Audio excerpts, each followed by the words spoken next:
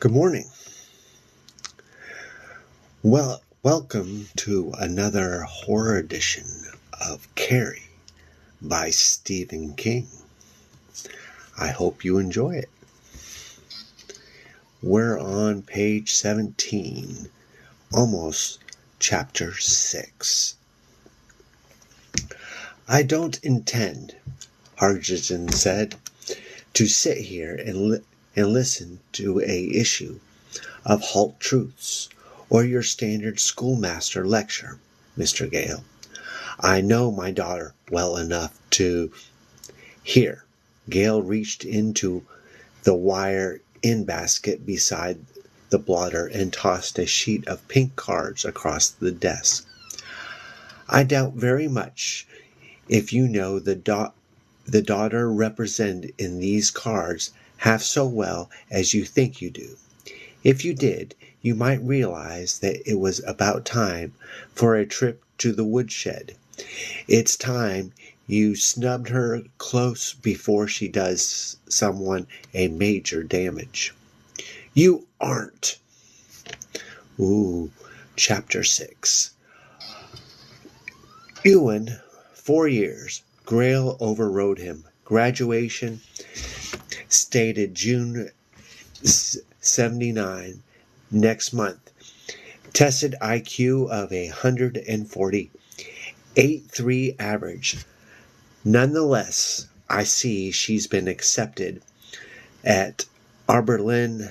I'd guess someone, probably you, Mr. Harjison, has been yanking some pretty long strings.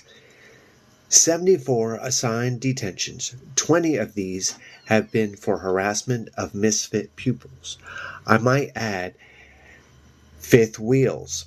I understand that Chris Click calls them Mortimer Snurds. They find it all quite hilarious. She skipped out on 51 of those assigned detentions. At Chamberlain Junior High, one suspension for pulling a firecracker on a girl's shoes. What in the world is going on? Sorry.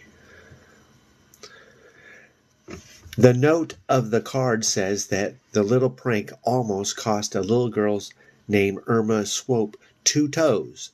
She Swope, a girl, has a hair clip. I understand I'm talking about your daughter, Mr. Harjison. Does that tell you anything?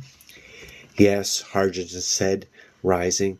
A thin flush had suffused his features. It tells me I'll see you in court, and when I'm done with you, you'll be lucky to get a job selling encyclopedias door to door. Grail also rose angrily. The two men faced each other across the desk. Let the court, then, Grail said. He noted a faint flick of surprise on Harkison's face, crossed his fingers, and went in for what he hoped would be a knockout, or at least a TKO. That would save Dischargison's job and take his silk ass son of a bitch down a notch. You apparently haven't realized all the implication of the loco parents in this matter, Mr. Harjison. The same umbrella that covers your daughter also covers Carrie White. And the minute you file for damages on the grounds of physical or verbal abuse, we will cross-file against your daughter on the same grounds for Carrie White. Harjison's mouth dropped open, then closed. You can't get away with a cheap gimmick like that,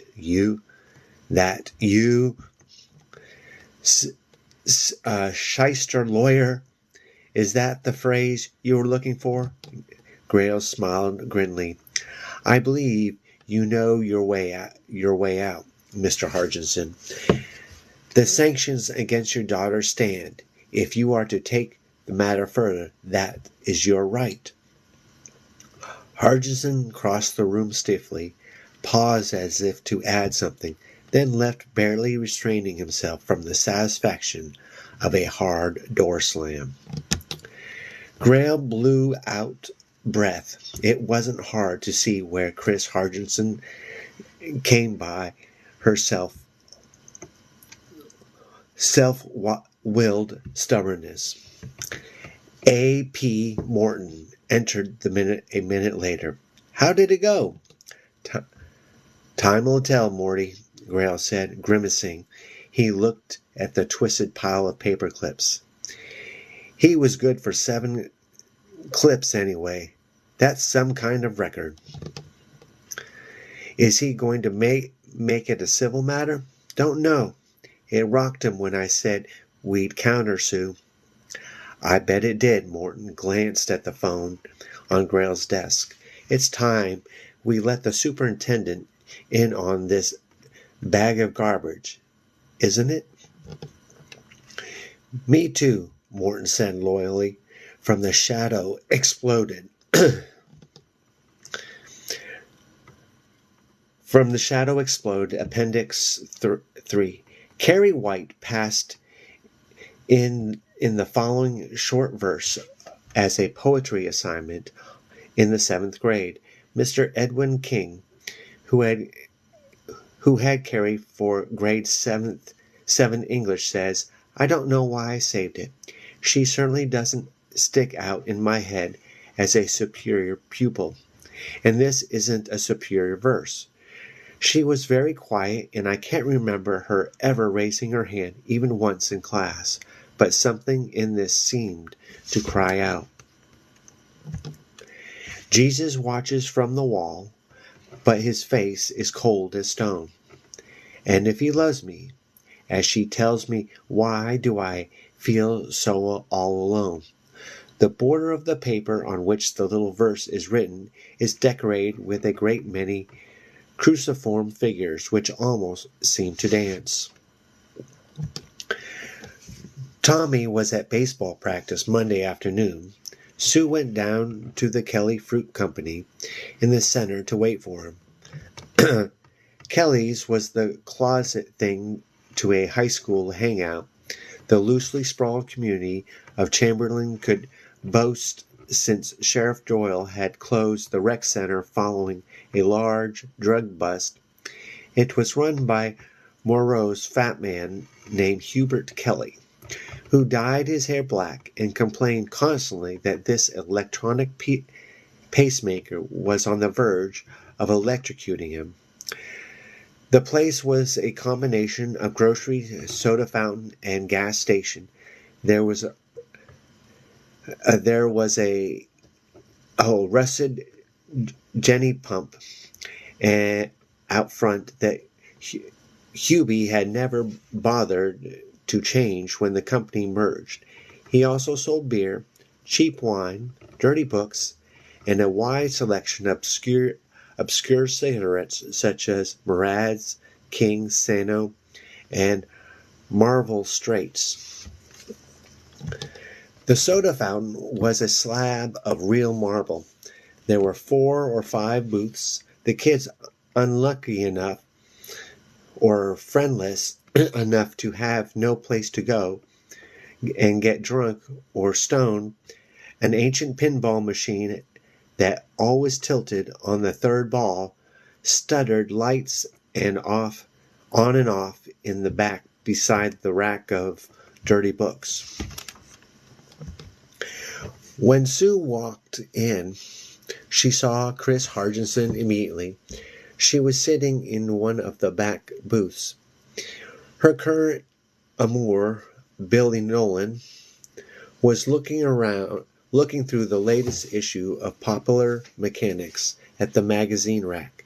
Sue didn't know what a rich, popular girl like Chris saw in Nolan, who was like some strange time traveler from the 1950s, with his greased hair, zipper, bejeweled leather jacket, and the manifold bubbling Chevrolet road machine. "Sue," Chris hailed. "Come on over."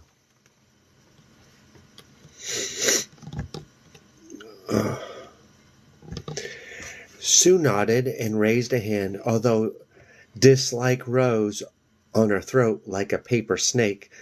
Looking at Chris was looking through a slanted doorway to a place where Carrie White crouched with hands over her head, Predictably, she found her own hypocrisy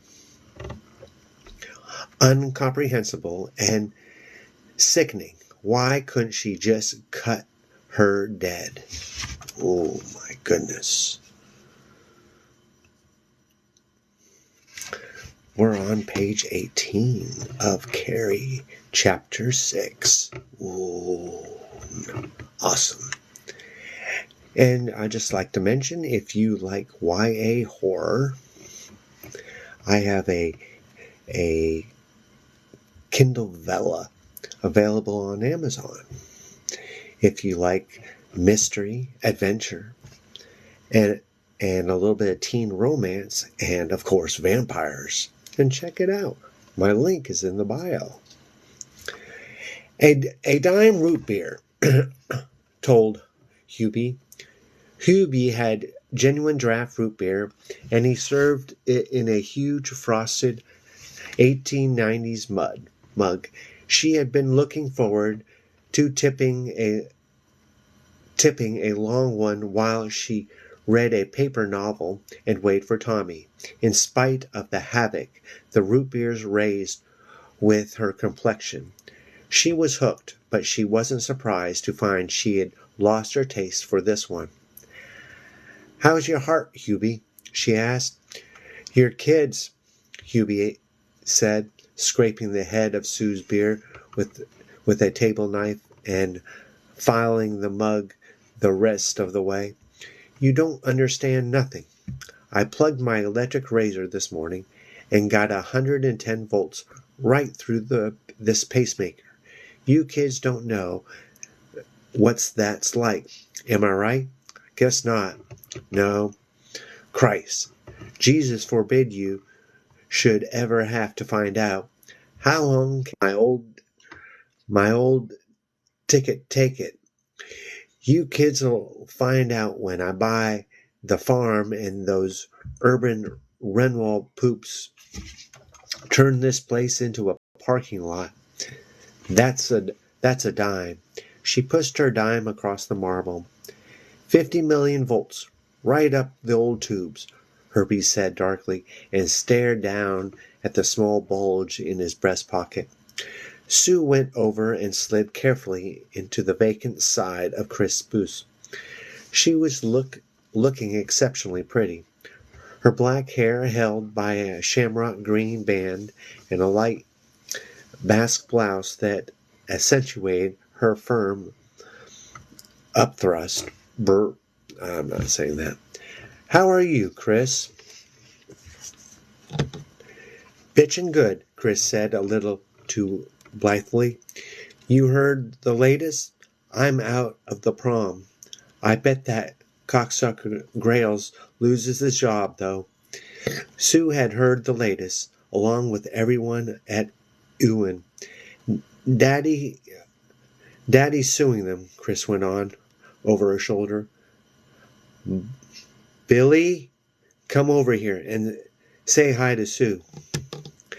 He dropped his magazine and sauntered over, thumbs booked into his side-hitched garrison belt, fingers dangling limply toward the stuffed crotch of his pegged Levi's. Sue felt a wave of unreality surge over her, fought an urge to put her hands to her face and giggle madly. "Hi, Sue," Billy said. He slid in beside Chris and immediately began to massage her shoulder. His face was utterly blank. He might have been testing a cut of beef. "I think you're going to crash the prom anyway," Chris said, "as a protest or something.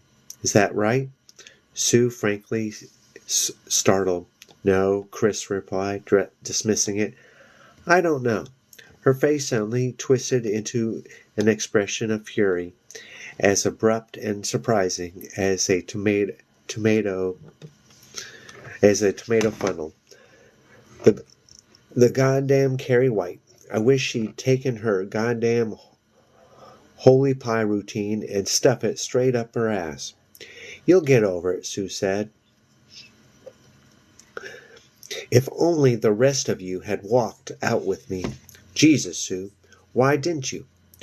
We could have had them by the balls. I never figured you for an establishment pawn. Sue felt her face grow hot. I don't know about anyone else, but I wasn't being anyone's pawn. I took the punishment because I thought I earned it. We did a suck-off thing. End of statement. Bullshit. The... I'm not saying it. Carrie runs around saying everything, but her and her guilt-edged mama are going to Belle, and you can slick up for her. We should have taken those rags and stuffed them down her throat. Sure, yeah. See you around, Chris. She pushed out of the booth. This time it was Chris who colored the blood slammed to her face in a sudden rush, as if red cloud had passed over some inner sun. Aren't you getting to be the Joan of Arc around here? I seem to remember you were in there pitching with the rest of us. Yes, Sue said, trembling. But I stopped. Oh, aren't you just it? Chris marveled. Oh, my, yes. Take your root beer with you. I'm afraid I might touch it and turn to gold. She didn't take her root beer. She turned and half walked, half stumbled out. The upset inside her was very great, too great yet for either tears or anger. She was a get-along girl, and it wasn't the first fight she had been in, a physical or verbal. Since grade school, pigtail pulling, and it was the first time in her life that she was actively espoused a principle. And of course Chris had to hit her in just the right place, had hit her exactly where the most vulnerable. She way being a hypocrite that seemed no way to avoid that, and deeply sheathed within her and hateful was the knowledge that one of the reasons she had gone to Miss Desjardins' hour of calisthenics and swearing runs around the gym floor had nothing to do with nobility. She wasn't going to miss her last spring ball for anything. Not for anything. Tommy was nowhere in sight. She began to walk down back toward school, her stomach churning unhappily. Life, Miss Sorority, Susie Greencheese, the nice girl who only does it with the boy she plans to marry, with the proper Sunday supplement coverage, of course. 2 kids. Beat the living shit out of them if they show any signs of honesty. Screwing, fighting, or refusing to grin each time some mythic honcho yelled frog. Spring ball, blue ground, corsage, kept all the afternoon in the fridge. Tommy in a wild dinner jacket, cummerbund, black pants, black shoes, parents taking photos posed by the living room sofa with Kodak star flashes and Polaroid big shots, creep masking the stark gymnasium girders, 2 bands, 1 rock, 1 mellow, no fifth wheels, and need apply. Mortimer Snurd. Please keep out. Aspiring country club members and future residents of clean corners only. The tears finally came, and she began to run. Now we're back to the interview from The Shadow Exploded. The following excerpt from a letter of Donna Kellogg from Christine Hargensen. Kellogg girl moved from Chamberlain to Providence, Rhode Island in the late fall of 1978. She was apparently one of Chris Hargensen's few close friends and confidant. The letter postmarked May 17th, 1979. So I'm out of the prom, and my yellow guts father says he won't give me what they deserve. But they're not going to get away with it. I don't know what exactly I'm going to do, but I guarantee you everyone is going to get a big F word king surprise.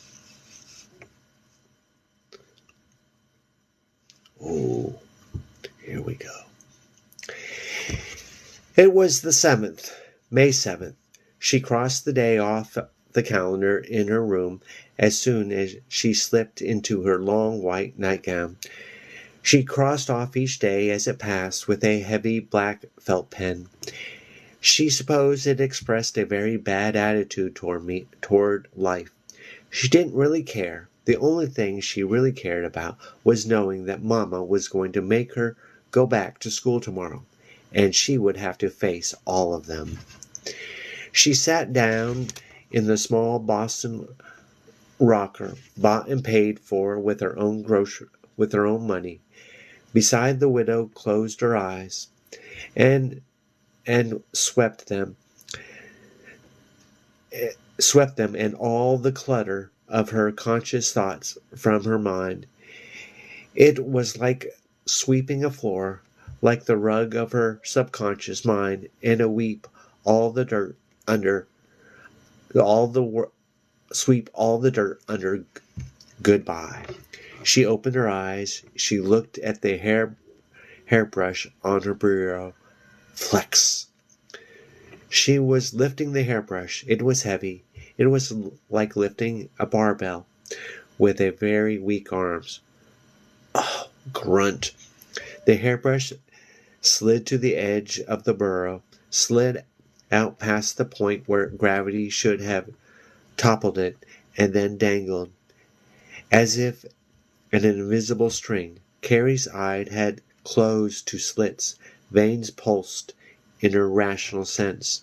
Respiration had fallen to 16 breaths per minute. Blood pressure up to 190 over 100. Heartbeat up to 140, higher than astronauts under the heavy G load of liftoff. Temperature down to 94.3. Her body was burning energy that seemed to be coming from nowhere and seemed to be going nowhere. An electro I can't even pronounce that, would have shown alpha waves that were no longer waves at all, but great jagged spikes. She let the hairbrush down carefully. Good. Last night she had dropped it. Lose all your points. Go to jail. She closed her eyes again and rocked. Physical functions began to be revent to the room. Her respiration speeded until she was nearly panting. The rocker had a slight squeak. Wasn't annoying, though. Was soothing. Rock, rock. Clear your mind. Carrie? Her mother's voice, slightly disturbed, floated up. Have you said your prayers, Carrie? I'm saying them, she called back. Yes, she was saying them all right. She looked at her small studio bed. Tremendous flex. Tremendous weight. Huge, unbearable. The bed trembled, and then the end came up perhaps 3 inches. It dropped with a crash. She waited, a small smile playing about her lips, for Mama to call upstairs angrily. She didn't. So Carrie got up, went to her bed, and slid between the cool sheets. Her head ached, and she felt giddy, as she always did after these exercise sessions. Her heart was pounding in a fierce, scary way. She reached over and turned off the light and lay back. No pillow. Mama did allow her a pillow. She thought of imps and families and witches. And Am I a witch, Mama? The devil's whore? Riding through the night, souring milk, overturning butter churns, brighting crops, while they huddled inside their houses with hex signs scrawled on their doors. She closed her eyes, slept, and dreamed of huge living stones crashing through the night, seeking out Mama, seeking out them. They were trying to run, trying to hide, but the rock would not hide them. The dead tree gave no shelter. From My Name is Susan Snell by Susan Snell, New York, Simon and Cluster, 1986. There's one thing no one has understood about what happened in Chamberlain on prom night. The press hasn't understood it. The scientists at Duke University haven't understood it. David Congress hasn't understood it. Although his The Shadow Explode is probably the only half-decent book written on the subject, and certainly the White Commission, which used me as a handy scapegoat, did not understand it. The one thing is the most fundamental fact. We were kids. Carrie was 17, Chris Hardison was 17, I was 17, Tommy Ross was 18, Billy Nolan, who spent a year repeating the ninth grade, presumably before he learned how to shoot his cuffs during examination, was 19. Older kids react in more sociably acceptable ways than younger kids, but they still have a way of making bad decisions, of overreacting or underestimating.